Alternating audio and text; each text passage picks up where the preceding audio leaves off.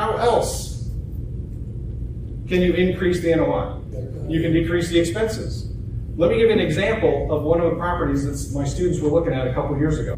They went out and they took the profit and loss statement that they got from the seller.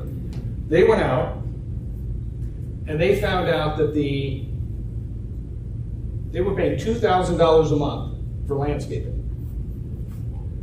Now, you need a little context, because some of you might look at that and say, well, that's really high. Now, if you're talking about a single family home, is that high? Yes. Yes. If you're talking about a 300-unit apartment building, is that high? No. No, that's extremely small. Well, so here's the context. The area that's being mowed in this particular apartment complex was about the size of this room. Wow. How many of you would like to make $2,000 for mowing lawn about the size of this room every single month? Yeah, now the property was in Cincinnati. So what are they doing 6, 7, 8 months out of the year? They're mowing the lawn. What are they doing the other 4, 5, 6 months out of the year? They're shoveling snow. But it's still high. So they took that number and they went to a couple property managers and they said, look, is this realistic? Actually, they showed them the whole P&L, and a couple things popped out to property managers, and this is the one that made the biggest difference. Because what they told them was that what they should be paying is between $600 and $800 a month on average.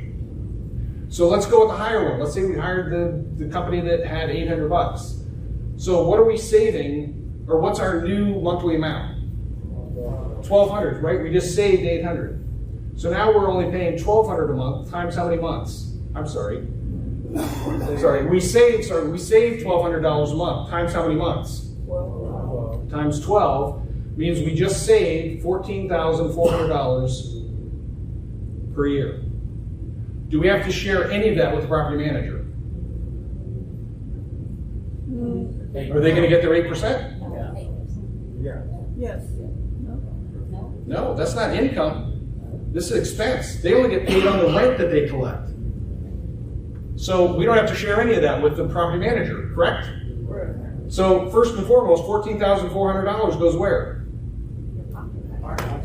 HIP National Bank, baby. HIP National Bank. On top of that, if we took this and we said that this was a 10 cap market, how much does the value of the property go up?